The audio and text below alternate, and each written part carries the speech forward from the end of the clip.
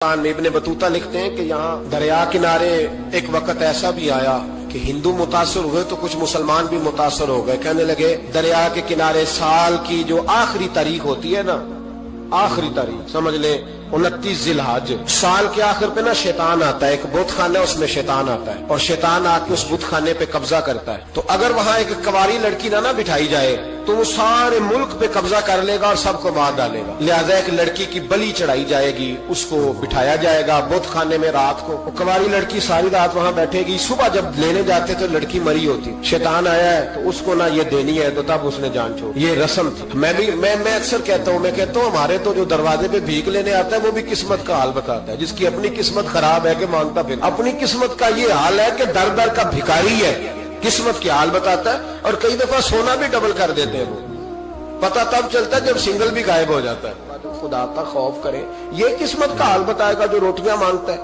کچھ تو تھوڑا سا معیار زندگی بنائے. ہم مسلمان ہیں، ان کا بھی نظریہ بن گیا، مسلمان بھی اس نظریے کا شکار ہو گئے کہ جناب سال کے آخر میں ایک کواری لڑکی بٹھائیں گے ورنہ وہ سارے ہندوستان کو مار دے گا.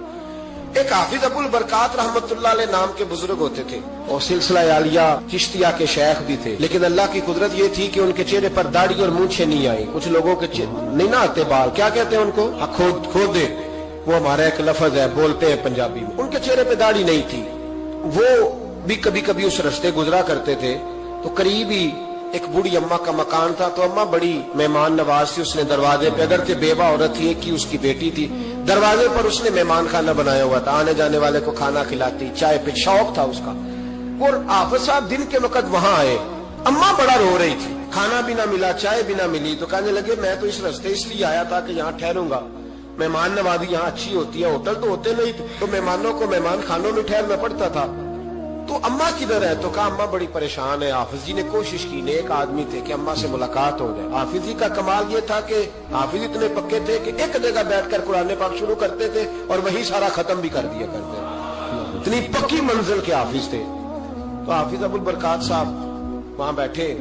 وہ اماں کوئی بزرگ تھے حافظ صاحب، وہ اماں سے کسی طریقے ملاقات کی تو اماں ملتے ہی رونے لگی چیخے مار کے. اماں کیا ہوا؟ کہنے لگی حافظ جی ایک کی بیٹی ہے، خاوند فوت ہو گیا تو میں نے نکاح نہیں کیا، ایک بیٹی کے نام ساری زندگی کر دی. یہاں نا اب بت خانے میں میری بیٹی کو بٹھایا جائے گا. کچھ مسلمانوں کے بھی ہمارے گاؤں کے نظریات کمزور ہو گئے. یہاں بچی کو بٹھایا جائے گا اور سویرے وہ مر جائے گی میری بیٹی. قرآن اندازی ہوئی ہے تو میری بیٹی کا نام نکلا ہے. اب بیٹی کو جانا ہی پڑے گا. یہ ہمارے ان کچھ علاقوں کا طریقہ ہے. حافظ جی کہنے لگے اماں تو اس طرح کر، میں لوگوں کو سمجھاتا ہوں کہ یہ غلط ہے، شریعت اس کو پسند نہیں کرتی. تو میرے ساتھ انہوں نے کہا یہ لوگ نہیں مانیں گے، بہت سارے ہندو بھی ہیں، بہت سارے مسلم بھی ہیں، تو گڈمنڈ ہو گئے نظریات، یہ تھوڑی مانیں گے. حافظ جی کہنے لگے اماں پھر ایک اور حل بھی ہے، میرے چہرے پہ کون سا داڑھی ہے، تو بیبیوں والے کپڑے مجھے دے. آج میں بیٹھتا ہوں وہاں، دیکھتا ہوں کون سا شیطان آتا ہے. عقیدہ مضبوط ہو نا. اقبال کیا کہتے ہیں ارادے جن کے پختہ ہو، نظر جن کی خدا پر ہو، تلا تم خیز موجوں سے وہ گھبرایا نہیں کرتے. کہا مجھے دو کپڑے بیبیوں والے، میں بیٹھتا ہوں. اماں کہنے لگی وہ شیطان واقعی آتا ہے. آج تک جتنی بچیاں گئی ہیں سویرے مردہ ملی ہیں. بڑی سمجھنے والی بات ہے، غور کرنا. جتنی گئی ہیں ساری مردہ آئی ہیں. تو حافظ جی آپ کو جب وہ شیطان رات کو دیکھے گا نا، آپ آئے ہیں تو آپ کے تو وہ زیادہ ٹکڑے کرے گا کہ اس نے دھوکہ کیا، مرد ہو کے عورتوں کی جگہ پہ آیا. آپ نہ گئے. حافظ جی کہنے لگے ٹکڑے میرے ہونے ہیں، آپ فکر نہ کریں. دریا کنارے بت خانہ تھا. حافظ جی عورتوں والا لباس پہن کے وہاں بیٹھ گئے. حافظ صاحب کہتے ہیں 3 دفعہ میں نے رات کو باہر نکل کے دریا پہ وضو بھی کیا. ساری رات میں نے قرآن پاک پڑھا اور جب فجر کا وقت ہوا تو باہر نکل کے میں نے اذان پڑھی. لوگ آئے تو میں نے جماعت کرائی. اور فرماتے ہندو مسلمانوں سب کو بلا کے میں نے کہا کہ اگر آج کے بعد شیطان نہ آئے تو ہندو کلمہ پڑھتے ہو سارے؟ نے کہا جی پڑھتے ہیں. فرمایا لو پھر میں بالکل صحیح سلامت آ گیا، کوئی شیطان نہیں آیا. کہتے سب ٹھیک ہو گیا. اب لوگ کہنے لگے حافظ جی بات تو آپ کی ٹھیک ہے، پر وہ بی بی کیسے مر جاتی تھی؟ جس کو ہم رات کو بٹھاتے تھے سویرے مردہ ملتی تھی تو اس کو کون مارتا تھا اگر شیطان نہیں آتا؟ حافظ جی سمجھانے لگے کہ شیطان وسوسہ دیتا ہے پر زندگی موت اس کے ہاتھ میں. وسوسہ دیتا ہے، جتنی اس کو گنجائش ہے وہ کرتا ہے. کہا پھر وہ بی بی کیسے مرتی تھی؟ تو حافظ جی نے ایک بہت بڑی بات سمجھائی. کہنے لگے اصل بات یہ جس آدمی کو پتا ہو نا میں نے سویرے مر جانا ہے، وہ ڈر سے مر جاتا ہے. اس کو پتا ہو نا کہ میں یہاں مرنے آیا ہوں تو وہ ڈر سے ہی. فرمانے لگے اس کا عقیدہ کمزور ہو جاتا تھا. وہ نفسیاتی طور پر سمجھتی تھی کہ میں نے مرنا ہی مرنا ہے. تو خوف ہوتا تھا, کوئی قریب نہیں آتا تھا, دریا اور جنگل دائیں بائیں, تو صبح تک اس عورت کا دل بند ہو جاتا تھا, تو وہ خوف سے ہی اسے کوئی شیطان نہیں مارتا. اللہ کی عبادت کریں, عبادت سے برکت آتی ہے. حضرت ابو ادریس خولانی رحمت اللہ علیہ حضرت معاذ بن جبل کے شاگرد تھے, تابعی تھے, تابعی بزرگ تھے. فرماتے ہیں کہ میں جب سے حضرت معاذ بن جبل کی صحبت میں بیٹھا نا تو برے کاروباروں سے میری طبیعت تو چاٹ ہو گئی. کئی کاروبار میں دیکھتا تو جھوٹ بولنا پڑتا, اس میں بڑا کچھ کرنا پڑتا, تو مجھے ڈر آتا. آپ فرماتے ہیں میں نے نا بڑی کوشش کی پر میری مرضی کا کام, مجھے صوفی کاہل نہیں ہوتے. فرماتے ہیں میرے اندر طاقت تھی کہ میں حلال کما کے بچوں کو کھلاؤں, پر میری مرضی کا کام نہیں ملتا تھا. حد ہو گئی. اور جب انسان نیکی کی طرف آتا ہے تو کچھ نہ کچھ آزمائشیں ضرور آتی ہیں, یہ پکی بات ہے, پکی بات. جب وہ غلط ملت کر رہا ہوتا ہے تو اس کو لگتا ہے سارا کچھ صحیح ہے, جب سیدھا ہوتا ہے تو بہت ساری پریشانیاں بھی ضرور آتی ہیں. یہ مزاج ہے دین کا. آپ فرماتے ہیں میں پریشان رہنے لگا, حالات خراب ہونے لگے, آزمائش سخت ہونے لگی, کاروبار بند ہو گیا, کام ہی کوئی نہیں ملتا تھا. میری بیوی ناراض رہنے لگی, ہلکا ہلکا تو اس نے مجھے کہنا شروع کیا, پھر جلال میں آ گئی. اور ایک دن مجھے کہنے لگی اگر آج نانا کچھ لے کے آئے تو بچے لے کے میکے چلی جاؤں گی. آپ فرماتے میں بڑا پریشان ہوا, نکل گیا فجر پڑھ کے کام کی تلاش میں. میں نے ظہر تک تلاش کیا لیکن مجھے کام نہ ملا. آپ فرماتے نہر فرات کے کنارے تپتی ہوئی ریت پہ میں بیٹھا تھا تو میرے دل میں خیال آیا بندوں کی مزدوری نہیں ملتی تو آج اللہ کی نہ کر لیں, آج اللہ کی مزدوری نہ کریں. آپ فرماتے ہیں میں نے گرم ریت سے تیمم کیا, وضو کیا وہیں فرات, اور گرم ریت پہ کپڑا بچھایا تو نفل پڑھنے شروع کر دی. زور سے اثر تک نفل پڑھے, زور سے. چلے میں ایک دعا کرتا ہوں, آپ آمین کہنا. اللہ کرے کہ ہم مغرب کے بعد والے نفل پڑھنے شروع کر دیں.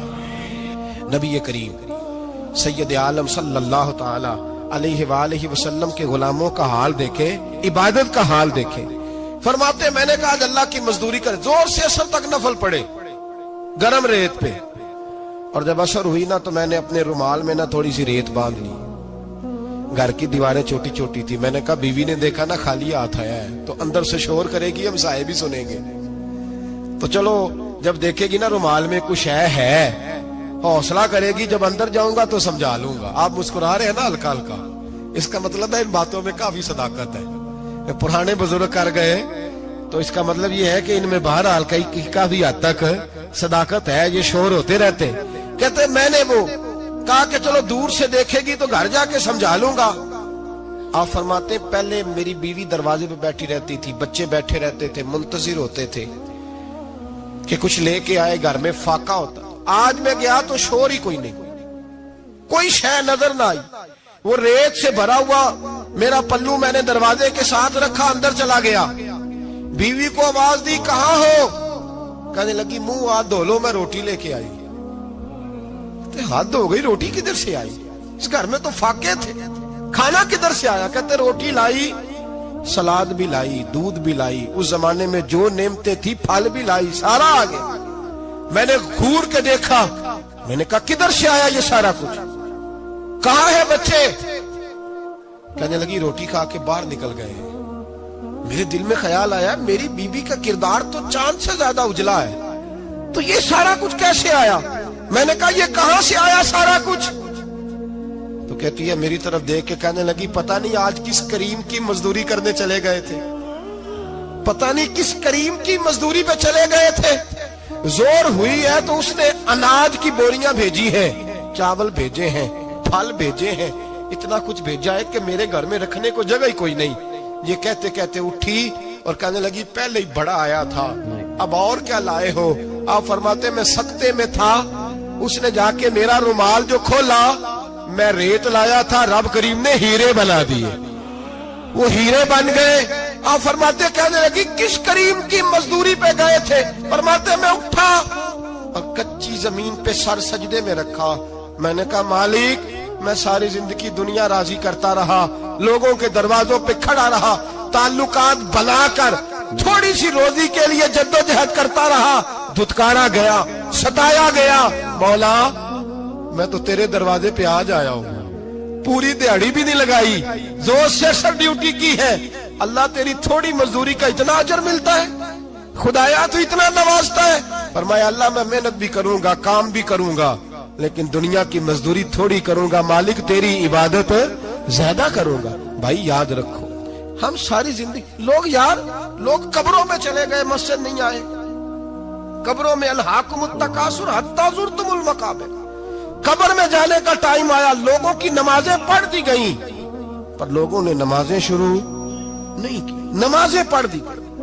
کہیں لے جاؤ، شادی کا موقع ہے تو وہ کراچی جانے کو تیار ہے، لیکن چند فرلانگ پہ مسجد ہے، مسجد جانے کو تیار ہے۔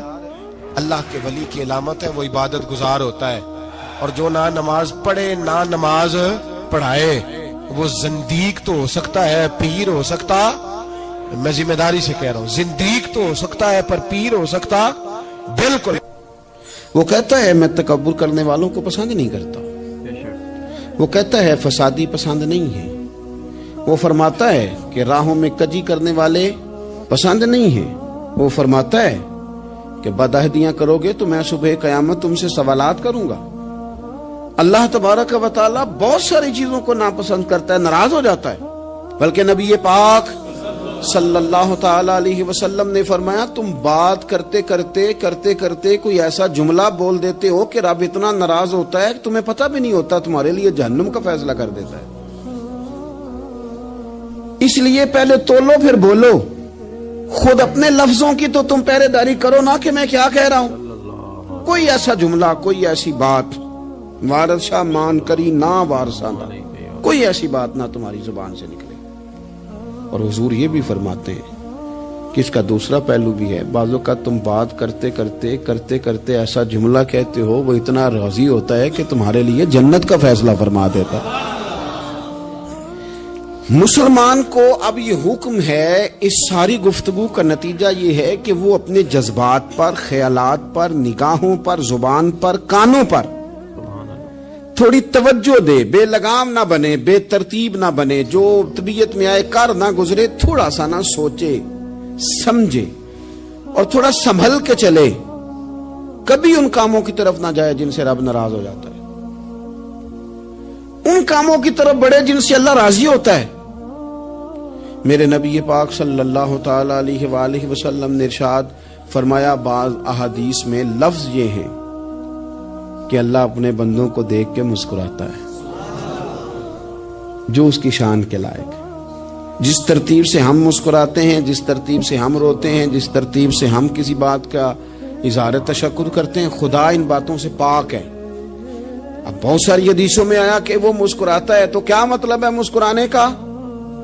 تو علماء تفسیر نے لکھا ہے مسکرانے کا مطلب یہ ہے کہ وہ بڑا ہی راضی ہوتا ہے اپنے بندے سے، بڑا راضی ہوتا ہے، یہ مطلب ہے۔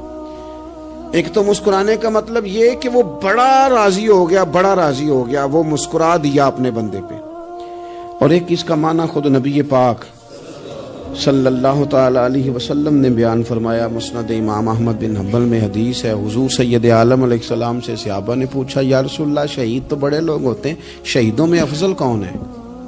تو اللہ کے حبیب علیہ السلام فرمانے لگے وہ والا بندہ جو ڈٹ گیا تھا کافروں کے مقابلے میں، وہ ہلا نہیں، پوری طرح ڈٹ کے جو لڑا وہ شہداء میں افضل ہے۔ حضور فرماتے ہیں وہ جنت کے بالا خانوں میں سیر کرے گا اور رب اسے دیکھ کے مسکرائے گا، رب اسے دیکھ کے مسکرائے گا، اللہ تعالیٰ مسکراتا ہے اسے دیکھ کے۔ اور اگلے جملے میں حضور نے وضاحت کر دی، فرمایا جب رب دنیا میں کسی پر مسکراتا ہے نا تو اس کا معنی یہ ہے کہ قیامت میں پھر اللہ اسے حساب کوئی نہیں لے گا۔ جس پر اللہ دنیا میں مسکرا دیا اس سے کوئی حساب، تو وہ کام ڈھونڈنے چاہیے نا جس سے اللہ مسکرائے۔ ویسے کبھی ہم ایسا کرتے ہیں کہ نہیں کہ کسی کو راضی کیا جائے؟ یہ کام ہم کرتے ہیں کہ ہماری کمپنی کا جو سربراہ ہے وہ ہم سے راضی رہے، جس ادارے میں ہم پڑھاتے ہیں اس ادارے کا بڑا ہم سے راضی رہے، یہ کرتے ہیں ہم۔ اس کے لیے کچھ نہ کچھ ہیلے بہانے ہم کرتے ہیں، برادری، قبیلہ، علاقہ، بستی، لوگ کسی طریقے سے ہمارے ساتھ مطمئن رہیں، کرتے ہیں نا یہ سارے کام۔ اس میں تھوڑی مشکل بھی ہمیں آتی ہے لیکن کرتے ہیں، کیا کریں۔ گھر میں بھی کئی دفعہ ایسا ماحول بنانا پڑتا ہے. چلیں ایک اور میٹھی مثال دیتے ہیں, زیادہ سمجھ میں آئے گی. چھوٹا بچہ خوش رہے, آپ اس کے لیے محنت نہیں کرتے. وہ چھوٹا ہے, اس کو خوش کرنا فرض ہے ابا پہ, لیکن وہ کہتا ہے کہ میں نے موٹر سائیکل لینا ہے. چھوٹا ہے, چلا ہی نہیں پائے گا, تو ابا پھر اسے راضی کرتا ہے, کہتا ہے بیٹے چھوٹا سائیکل لے لے, چل میں تجھے اڑانے والا جہاز لے دیتا ہوں. مقصود کیا ہے کہ اس کو ناراض نہیں کرنا, یہ روئے نہ, اس کا دل نہ ٹوٹے. ہو یارو سنو نا میں کیا کہہ رہا ہوں. اگر چھوٹے بچے کے لیے وہ چیزیں ڈھونڈتے ہو, میرے ابا جی نا اپنے نواسے کے لیے کھلونا لے کے آئے, تو بچہ بڑا ہی کھیلا, تو ابا جی کہنے لگے لو پیسے پورے ہو گئے میرے. بچے کو پسند بڑا ہے نا, پیسے پورے کر چھڑے نے, دیکھو نا جی کتنا اس کو راضی ہوا ہے.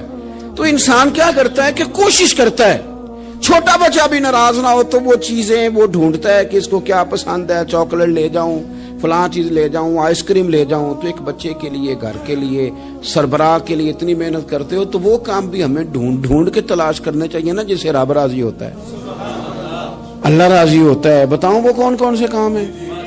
نبی کریم صلی اللہ تعالی علیہ وسلم نے ارشاد فرمایا 3 لوگ ہیں جنہیں دیکھ کے رب مسکراتا ہے.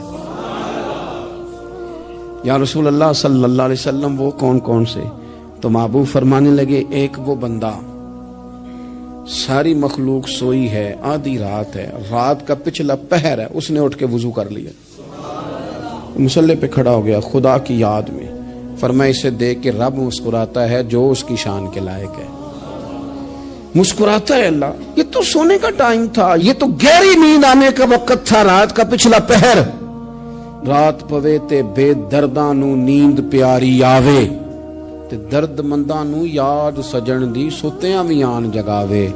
اور ساون کی کالی راتوں میں جب بوندا باندی ہوتی ہے, وہ راتوں کو اٹھ اٹھ روتے ہیں جب خلقت ساری سوتی ہے. اللہ مسکراتا ہے. اور سننا میرے بھائی, میرے نبی پاک صلی اللہ تعالی علیہ وسلم فرماتے ہیں جب مسلمان نماز کے لیے صفیں بناتے ہیں نا, ترتیب لگ رہی ہوتی ہے, اب اللہ کی بارگاہ میں کھڑے ہوں گے, قیام کریں گے, رکوع کریں گے, سجود کریں گے. فرمایا جب مومن صفیں بناتے ہیں تو رب دیکھ کے مسکراتا ہے, مسکراتا ہے. کمال ہو گئے عروج بندگی کا, جب بندے کو دیکھ کے رب مسکرائے. خدا بندے سے خود پوچھے بتا تیری رضا کیا ہے, مسکراتا ہے. اور میرے نبی پاک علیہ السلام فرماتے ہیں جب مجاہد جہاد کے لیے صفیں سیدھی کرتے ہیں. آج تو یہ رب کے نام پہ مرنے ہی آ گئے. یہ صفوں میں کھڑے ہوں گے, ترتیب سے لڑیں گے, ترتیب سے گلا کاٹیں گے کافروں کا یا شہادت لیں گے. فرمایا جب جہاد کے لوگ صفیں بناتے ہیں تو رب انہیں دیکھ کے مسکراتا ہے. کتنے نصیبوں والا وہ بندہ ہے جسے دیکھ کے مسکرا دیا. او یار کبھی تیرا بیٹا تیرے سامنے مسکرائے نا چھوٹا, تو تیرا دل باغ باغ ہو جاتا ہے. تیری ماں بیمار کسی ایک دن صحیح طرح ہنس پڑے تو طبیعت خوش ہو جاتی. مجھے بتاؤ نا جس کا رب بھی اسے دیکھ کے ہنس پڑے, جو اس کی شان کے لائق ہے, کیا اس بندے کے نصیبیں ہیں, کیا اس کے مقدر ہیں. آپ اس مقام پر اپنے آپ کو لائیں. اب دیکھیں نا یہ حدیث آپ نے سن لی, اب ہم نے نا اس طرح صفحے نہیں بنانے جس طرح ساری دنیا, اب ذرا صفحے بھی شوق سے بنائیں گے. اب ذرا تھوڑا سا شوق پیدا کریں گے, بھئی یہ تو میں وہ کام کرنے لگا ہوں جسے دیکھ کے رب مسکراتا ہے. نبی پاک صلی اللہ علیہ وسلم نے فرمایا جب کوئی بندہ توبہ کرتا ہے نا, ہم توبہ کا رٹا لگاتے ہیں, یا اللہ میری توبہ, یا اللہ. اور توبہ کا تو مطلب یہ ہے کہ پچھلے گناہوں سے پکی توبہ, آج کے بعد یہ غلطی نہ کرنے کا پکا وعدہ. تو نے ساری شب برات رو کے گزاری ہے, بتا سویرے جھوٹ جوڑنے کا ارادہ ہے تیرا, آج کے بعد رشوت تو نہیں نہ لے گا, ملاوٹ تو نہیں نہ کرے گا, یہ توبہ ہے. اور اگر سارے کام اسی طرح کرنے تو پھر یہ توبہ کا رٹا ہے, جتنا مرضی لگاؤ. حضرت علی بن ربیعہ رضی اللہ تعالیٰ عنہ فرماتے ہیں میں مولا علی کے ساتھ تھا, مقام حرہ کی طرف جا رہے تھے, حضرت علی نے ہاتھ اٹھا کے دعا مانگی ہماری تعلیم کے لیے, ورنہ حضرت علی ہم صحابہ کو محفوظ عن الخطا تو مانتے ہیں نا. ہاتھ اٹھا کے کہا اے اللہ ہمارے گناہ بخش دے, تیرے علاوہ کوئی معاف کرنے والا نہیں. اور پھر حضرت علی آسمان کی طرف دیکھا اور دیکھ کے نا حضرت علی بن ربیعہ کو تو مسکرائے. حضرت علی بن ربیعہ کہنے لگے حضور مسکرائے کیوں ہو؟ فرمانے لگے ایک دن میں حضور کے ساتھ اسی طرح آیا تھا, اسی طرح حضور نے دعا فرمائی تھی ہماری تعلیم کے لیے، اور پھر حضور مجھے دیکھ کے مسکرائے تھے اور فرمایا جب کوئی بندہ رب کی بارگاہ میں اس طرح استغفار کرتا ہے تو رب مسکراتا ہے اور مسکرا کے فرماتا دیکھ لو میرے بندوں کو پتا ہے کہ میرے علاوہ معاف کرنے والا کوئی نہیں، انہیں پتا ہے، تم اس کی بارگاہ میں رجوع تو لاؤ، آؤ تو صحیح دو آنسو لے کر۔ اقبال کہتے ہیں کہ موتی سمجھ کے شان کریمی نے چن لیا، قطرے دو گرے میرے ار کے انفال کے، دو میں نے آنسو بہائے تھے تو اس کے کرم نے تو موتی سمجھ کے چن لیا۔ سنو نا حضور اس استغفار کو اللہ کو یار رات کو توبہ کر کے سونا چاہیے ہمیں۔ کچھ غلطیاں ہم کرنا نہیں چاہتے پر ہم سے ہو جاتی ہیں، کچھ دل ہم توڑنا نہیں چاہتے پر وہ ٹوٹ جاتے ہیں، ہماری مجبوری ہوتی ہے ٹوٹ جاتے ہیں۔ رات کو اس کی بارگاہ میں ہاتھ باندھ کے کشکول طلب دراز کر کے خوب استغفار پڑھنا چاہیے کہ مالک بندے ہیں نا کیا کریں، نفس کا ساتھ ہے، دنیا کا ساتھ ہے، خواہشات نفسانیہ، مالک معاف کر دے، درد سے توبہ، رسم نہ ہو، کہانی نہ ہو، لفظ نہ ہو، جملے نہ ہو، اور جناب ایسے لوگوں کے بیچ بڑے ہاتھ باندھ کے اور بڑا کوئی ضرورت نہیں، آپ اکیلے اپنی چارپائی پہ بستر کے اندر منہ دے کے بھی درد سے کہیں گے نا معاف کر دے تو وہ تو مہربانی بڑا ہے۔ میرے نبی پاک صلی اللہ علیہ وسلم مثال دیتے ہیں، فرمایا ایک آدمی صحرا میں جا رہا، صحابہ سے حضور خطاب کر رہے ہیں، فرمایا ایک آدمی صحرا میں جا رہا تھا، اس نے اپنی اونٹنی پہ کھانا پانی پیسے ہر چیز رکھی ہوئی تھی، صحرا تھا بہت بڑا، درمیان صحرا کے گیا تو تھوڑا سا سستانے کے لیے آرام کرنے کے لیے اونٹنی سے نیچے اترا، اب اس نے اونٹنی کی لگام اونٹنی کی نکیل اپنے سرہانے کے نیچے رکھی، ہاتھ کے ساتھ پکڑی اور سو گیا۔ تھوڑی ہی دیر کے بعد جب اس کی آنکھ کھلی تو دیکھا اونٹنی غائب ہے۔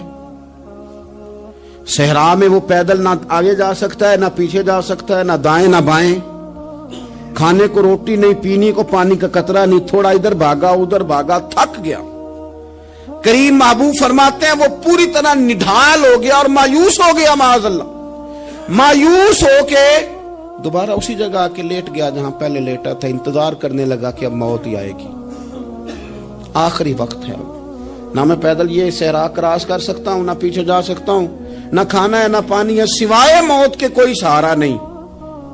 حضور فرماتے ہیں وہ رستے میں دوبارہ لیٹ گیا، اچانک اس نے رخ بدلا تو اونٹنی سامنے کھڑی تھی۔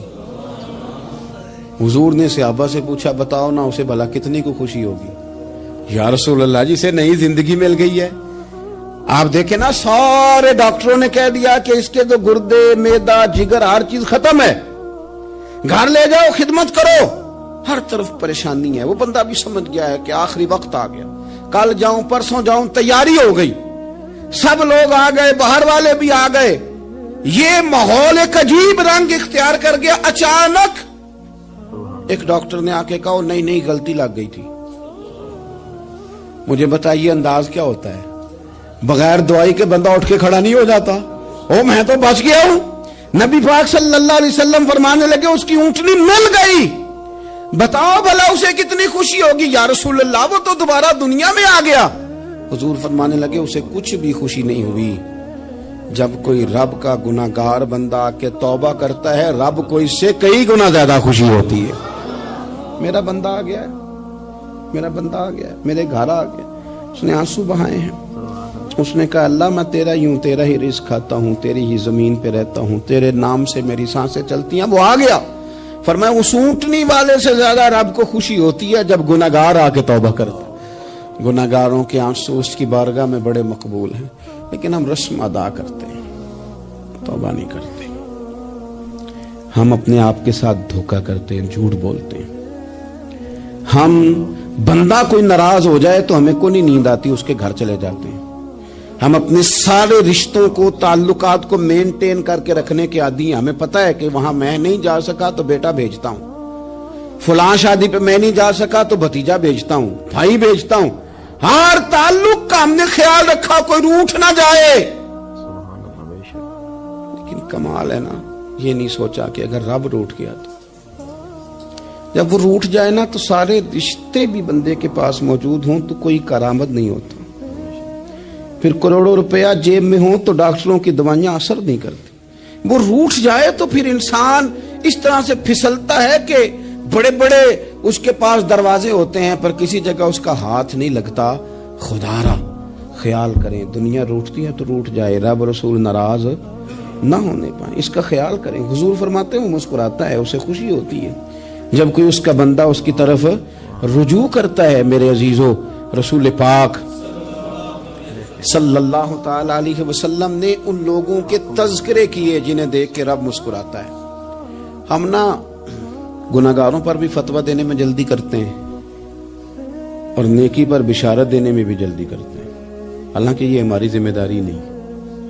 پتہ نہیں اللہ تعالیٰ کس کو کب توفیق توبہ دے کے اپنے قریب کر لے, لیکن بڑی جلدی ہے, بڑی جلدی فتویٰ دینے میں. اور یہ فتویٰ اب صرف مفتیوں کا نہیں رہ گیا, یہ میری طرح کے آپ کی طرح کے ڈھیروں لوگ ہیں جنہوں نے جیبوں میں فتوے ڈالے ہوئے. بھئی آپ نے کیوں ذمہ داری لے لی ہے جنت میں داخل کرنے کی اور نکالنے کی؟ یہ تو میرے رب کریم کا کرم ہے, وہ جس کو چاہے جب چاہے جتنا چاہے عطا کرے. لیکن کچھ لوگ نا بڑے پکے ہو گئے ہیں کہ شاید جو میں سوچ رہا ہوں وہی درست ہے. کبھی کبھی کچھ چیزیں عجیب بھی ہوتی ہیں, لہذا خدا کی رحمت پر بھروسہ کر کے بات کرنی چاہیے, اپنی مرضی کے فتوے نہیں داغنے چاہیے. وہ دیکھو جی فلانا بندہ یوں کر رہا ہے, آپ کو پتہ ہی نہیں پوری بات کا, آپ کو علم ہی نہیں پوری بات کا. حضرت بہاءاللہ نقشبند بخاری رحمت اللہ علیہ فرماتے ہیں میں حج کرنے گیا تو وہاں میں نے ایک آدمی کو کروڑوں کا کاروبار کرتے دیکھا تو میرے دل میں خیال ہے یہاں بھی اللہ اللہ کرنی چاہیے تھی, دنیا داری کر رہا ہے. لیکن فرماتے ہیں حج سے فارغ ہوئے تو میں نے دیکھا وہی بندہ سارا کچھ رب کی بارگاہ میں خیرات کر رہا ہے, اور سینکڑوں غریب حاجی ہیں جن کو پورے پورے خرچے دے رہا ہے. تو میں نے وہیں اپنی سوچ سے توبہ کی کہ میں کہاں تھا.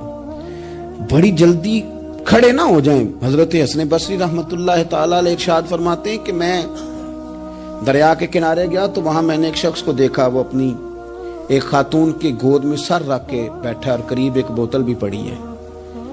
میرے دل میں معاذ اللہ خیال آیا کہ دیکھو کس انداز میں ایک عورت کے ساتھ یہ ہے اور پاس بوتل بھی پڑی ہے, جانے شراب ہے.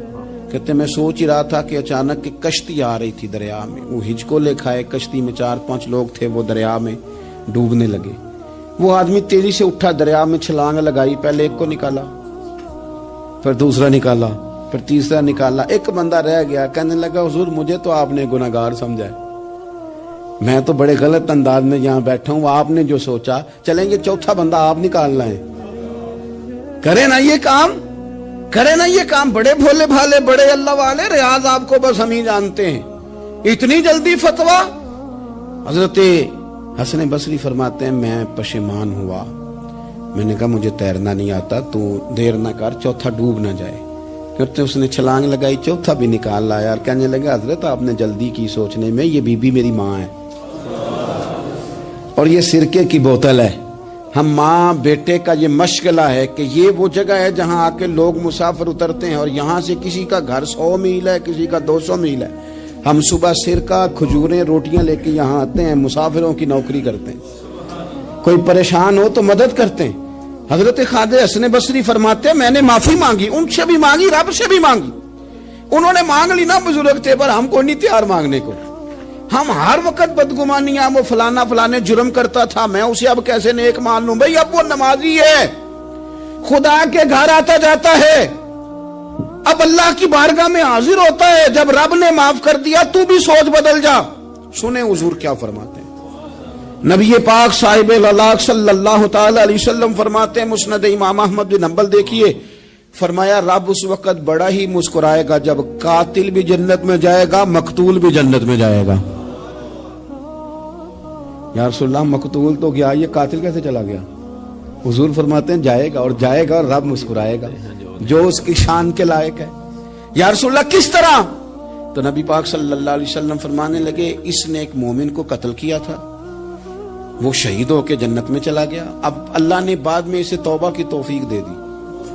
پہلے اس نے کلمہ پڑھا, پھر یہ میدان میں اترا, کافروں سے لڑا, یہ شہید ہوا, اور آپ نے اسے بھی جنت دے دی.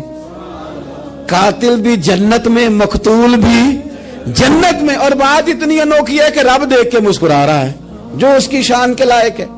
ہم جلدی میں ہیں, ہم انتظار نہیں کر رہے کہ شاید توبہ کر جائے, ہم انتظار نہیں کر رہے. لیکن میرے عزیز اتنی جلدی نہ کریں. سوچوں کا صاف ہونا, ذہنوں کا پاک ہونا اور لوگوں کے بارے میں گمان کا اچھا ہونا. آپ کسی نفسیات کے ڈاکٹر کے پاس چلے جائیں, اسے کہیں ٹینشن بڑی ہے. میں ان کے مضامین پڑھتا رہتا ہوں, وہ سب سے پہلا سبق آپ کو یہ پڑھائیں گے کہ اچھا سوچا کریں. اچھا سوچنے سے بندہ تندرست رہتا ہے. کس سے بندہ تندرست رہتا ہے؟ ہاں جی, واقعی. یعنی اس والے پڑوسی کے بارے میں بھی اچھا سوچنا ہے گھر میں, اس والے کے بارے میں بھی, چھوٹے بھائی کے بارے میں بھی اچھا سوچنا ہے, اور بڑے کے بارے میں بھی اچھا ہی سوچنا ہے. یعنی اپنی برادری قبیلے کے بارے میں بھی اچھا سوچیں, جو قبیلے کا نہیں اس کے بارے میں بھی چلیں تھوڑا سا اچھا سوچ لیں. اپنے بارے میں تو اچھا سوچا ہے بڑا. میں کہتا ہوں کہ ہم اپنی غلطیوں سمیت اپنے آپ سے بڑا پیار کرتے ہیں, اور دوسرے کی ایک غلطی نظر آ جائے تو ہمیں گھین آنے لگ جاتی ہے. آپ جلدی نہ کریں. مالک نے موقع دیا ہے بندوں کو, نہ وہ کسی کا رزق چھین رہا ہے, نہ سانسیں چھین رہا ہے. وہ اپنی زمین پہ چلنے بھی دے رہا ہے, رہنے بھی دے رہا ہے. تو جب اس نے موقع دیا ہے, آپ بھی تھوڑا موقع دیں. اللہ بڑا کریم ہے, دروازے کھولے گا, اس کے بندے اس کی بارگاہ تک پہنچیں گے. بدگمانیاں اور پھر بدگمانیوں کا عروج, اور اس لیول تک جا کے بات کر دینا کا جہاں سے خوف آئے کہ یار یہ بات نہیں کرنی چاہیے. رسول کائنات سرور دو عالم صلی اللہ تعالی علیہ وسلم فرماتے ہیں کہ اللہ مسکراتا ہے. دیکھو ہمارے ہاں نا ایک اور بھی مسئلہ بن گیا ہے. میں نے کچھ لوگوں کو نا پکا, میرے پیارے ہیں, محبت ہے مجھے, تو میں چونکہ آپ میری کلاس ہیں, میں مشاہداتی اور تجرباتی باتیں بھی کر لیتا ہوں. اسی کی روشنی میں کئی دفعہ گفتگو بھی تیار کرتا ہوں. کچھ لوگوں نے نا پکا ذہن بنا لیا یہ کہنے کا کہ ہاتھ بڑا تنگ ہے.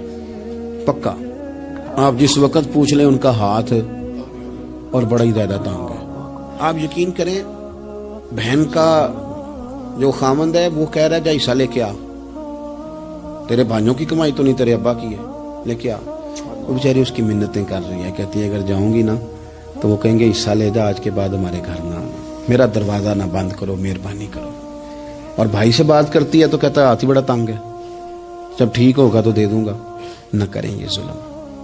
ہمارے اپنے تڑپتے رہتے ہیں اور ہماری دولتیں اندر پڑی رہتی ہیں. ہمارے اپنے چھوٹی چھوٹی ضروریات کے لیے پریشان ہوتے ہیں, لیکن ہم بڑے بڑے بہانے ہیں ہمارے پاس. کہتے ہیں یہ نکما ہے, یہ نکھٹو ہے, یہ کام نہیں کرتا, اس میں فلانا ہے, بے فلانا ہے, بلہذا میں نے نہیں ساتھ چلنا. اظہار جب آپ کے اندر پیدا ہوتا ہے نا, اظہار جب کسی کے لیے آپ حساس ہوتے ہیں تو آپ کو بھی سرور حاصل ہوتا ہے. نہ کریں یہ کام کہ آپ کو اللہ نے وسعت دی ہے اور ہر وقت آپ ہاتھ تانگ ہونے کا رونا رو رہے ہیں. ہر وقت آپ یہ کہہ رہے ہیں میں بڑی آزمائش میں ہوں, جب خدا نے آپ پہ نہیں ڈالی. تو اتنے جھوٹ بولنا صرف اس لیے کہ میرے پیسے بچ جائیں, صرف اس لیے کہانی سنانا کہ حالات میرے بڑے خراب ہیں کہ کوئی بندہ میرے سے کوئی تھوڑا بہت قرض نہ مانگ لے. سنو, نبی پاک صلی اللہ علیہ وسلم کے پاس مہمان آ گیا, بخاری مسلم ہے. حضور نے ازواج مطہرات کے گھروں میں پیغام بھیجا, کچھ چیز ہے ضیافت کے لیے. یا رسول اللہ کچھ بھی نہیں, یہ دو جہاں کے شاہ ہیں اور پاس کچھ رکھتے نہیں, دو جہاں کی نعمتیں ہیں ان کے خالی ہاتھ میں. یا رسول اللہ کوئی چیز بھی نہیں. حضور نے صحابہ کے مجمع پہ نظر ڈالی, یا رسول اللہ صلی اللہ علیہ وسلم حکم ہو. تو حضور فرمانے لگے تم میں سے کوئی بندہ ہے جو اسے گھر لے جائے روٹی کھلائے. ایک صحابی اٹھے فوراً, حضور میں لے کے جاتا ہوں کھانا کھلاتا ہوں. فرماتے ہیں میرے گھر میں صرف بچوں کا کھانا تھا, یہ نہیں کہ فریزر بھرا ہوا ہے نعمتوں سے, صرف بچوں کا کھانا. یہ نہیں کہ کسی کو دیکھ کے اپنی ہنڈیا پہ برتن دے لیا, صرف بچوں کا کھانا. کہتے ہیں گھر گیا, بیوی سے کہا کیا کیفیت ہے, کہنے لگی بچوں کی روٹی ہے. میں نے کہا بچے سلا دے, صبح ناشتہ کر لیں گے. تو کہنے لگی آپ کیا کھائیں گے؟ تو میں نے کہا نہ میں کھاؤں گا نہ تو کھائے گی, مہمان جو نبی پاک کا ہے. کہا اچھا, اب ذرا تجویز دیکھو میاں بیوی کی سوجھی آپس میں. کہتے ہیں کھانا لگا دینا, کیونکہ ایک آدھ بندے کا کھانا ہے. اپنی غربتوں کا ہر جگہ اظہار کرنا, رونا رونا. یہ دیکھو غربت کیسے چھپائی جا رہی. اس کو کہا نہیں کہ چل تو تھوڑا رحم کھا, تو آیا ہے تو تھوڑا رحم کھا, یہ نہیں کہا. کہا اٹھ کے نا تو کھانا رکھنا اور اٹھ کے نا چراغ ٹھیک کرنے کے بہانے بجھا دینا. ہم دنیا والوں کے سامنے کیوں اپنے دکھ بیان کریں؟ ہم جو کہیں گے رب رسول کی بارگاہ میں کہیں گے. تو نا چراغ ٹھیک کرنے کے بہانے. اہلیہ اٹھی, کھانا دینے کے بعد چراغ ٹھیک کرنے کے بہانے بجھا دیا. خامد بھی ہاتھ چلاتے رہے, بیوی کبھی برتن رکھتی کبھی اٹھاتی, پتہ چلے کہ کھانا کھا رہے ہیں. کھانا کھایا جا رہا ہے. کہتے ہیں مہمان پیٹ بھر کے کھانا کھا گیا. یہ کام ہوا رات کے اندھیرے میں. اس وقت ہوا جب چراغ بھی بند تھا. اس وقت ہوا جب کوئی دیکھنے والا نہیں تھا, کسی پڑوسی کو بھی خبر نہیں تھی. فرماتے ہیں صبح کے اجالے میں اس مہمان کو لے کے مسجد نبوی میں نے قدم رکھا تو نبی کریم نے فرمایا رات جو تم نے کام کیا ہے نا اسے دیکھ کے میرا رب بڑا مسکرایا ہے. اللہ بڑا مسکرایا ہے. اللہ تر دامنی پہ شیخ ہماری نہ جائیے, ہم دامن نچوڑ دیں تو فرشتے وضو کریں. یہ شان ہے صحابہ کی. نبی کریم علیہ السلام نے فرمایا رب رات مسکرایا تیرا یہ انداز دیکھ کے, اور اس نے قرآن نازل کیا وَيُؤْثِرُونَ عَلَىٰ أَنفُسِهِمْ وَلَوْ كَانَ بِهِمْ خَصَاصَةٌ. کچھ لوگ وہ ہیں جنہیں بڑی بھی ضرورت ہو تو دوسروں پر اثار کر دیتے ہیں, قربانی دے دیتے ہیں. رب مسکرایا ہے. اندر پیسے رکھے ہوئے ہیں, اندر پیسے رکھے ہوئے ہیں, اور بہن آ کے منت کر رہی ہے کہ بھائی حالات بڑے خراب ہیں, تھوڑی سی مہربانی کر. تو کہتے ہیں بہن پردہ ہی ہے بس, کیسے بتاؤں تجھے حالات, تجھے کیا بتاؤں کام کتنی مشکل سے چلتا ہے, یہ پردہ ہی ہے بس. بہرحال اگر تو نے کہا ہے نا 50,000 تو میں زیادہ نہیں کوئی 20 کو دے دوں گا تجھے, وہ بھی خاصی نیکی کر کے, وہ بھی بتا سکھا کے. رات اماں پہ علیحدہ سے احسان چڑھاؤں گا, ابا پہ علیحدہ سے چڑھاؤں گا کہ تمہاری بیٹی کے ساتھ تعاون کرنا. سارے علاقے کو ویسے ہی بتاؤں گا. اور وہ غریبنی بیچاری 20,000 لے کے گھر گئی ہے, پہ سفارشیں کر رہی ہے کہ مہربانی کرو. میں نے ایسے بھی دیکھے ہیں جو پہلے بیوی کو پکڑاتے ہیں تو دے, اس لیے کہ پھر وزیر اعظم تو ڈنڈا نکال لے گا تو بڑا مشکل ہو جائے گا پھر گھر میں رہنا. لہذا وہ یہ تو آگے لگ. یہ کیا لہجہ ہے آپ کا, یہ تو کسی کو بھی دیں تو چھپا کے دینے کا حکم ہے. کسی کو بھی دیں تو ہمیں حکم یہ ہے کہ سیدھے ہاتھ سے دینا ہے, الٹے کو خبر. اور یہ جو بالکل ہی اپنے ہیں ان پر تو پردہ پوشی آپ کے لیے ویسے ہی ضرورت تھی. میرے عزیز رب مسکراتا ہے. میرے نبی پاک علیہ السلام نے یہ اعمال ہمیں بتائے جن پر اللہ مسکراتا ہے, خوش ہوتا. اور بعض لوگوں کو حضور نے نامینیٹ کیا. حضرت سعد بن معاذ رضی اللہ تعالیٰ عنہ عظیم صحابی تھے. یہ وہ خوبصورت صحابیاں جن کے جنازے کو کندھا میرے نبی پاک نے عطا فرمایا. حضور نے کندھا عطا فرمایا. کمال ہو گئی. نرخ بازار محبت کا انوکھا ہی ہو گیا. خود خریداروں میں شامل آ کے مولا ہو گیا.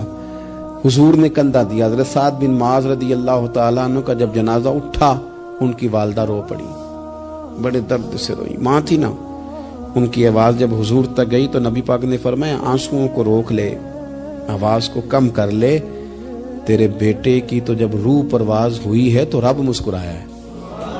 جس کے آنے پہ رب راضی ہو مسکرا دے جو اس کی شان کے لائق ہے. یہ تو وہ لوگ ہیں کہ جن کے جانے پر نا رب, وہ کسی نے کہا تھا کہ میرے مرنے پہ ہر سو شور مچ جائے گا, دیکھو گے میرے مرنے پہ ہر سو شور تمہیں پتہ چل جائے گا جب ہم جائیں گے.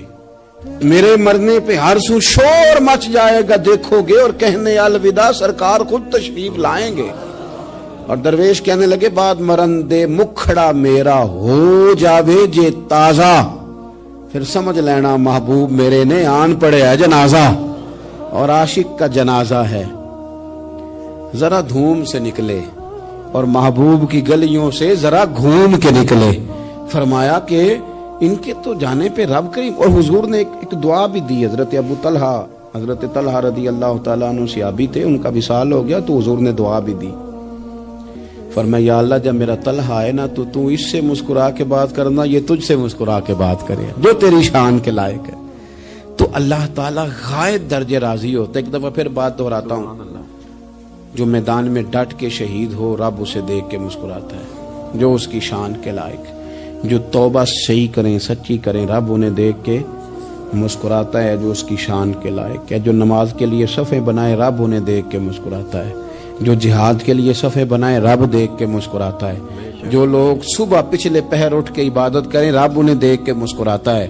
اور جو کبھی کبھی بھوکے رہ کے دوسروں پر قربان کر کے احسار کر دیں رب انہیں دیکھ کے مسکراتا ہے. بہت بڑی فضیلت ہے. اللہ ان سارے کاموں میں سے کسی ایک کام پہ ہمیں بھی لگا دے. تاکہ یہ بلی فضیلت اللہ تعالی ہم گناہگاروں کے حصے میں بھی فرما دے۔ آخر دعوانا ان الحمدللہ رب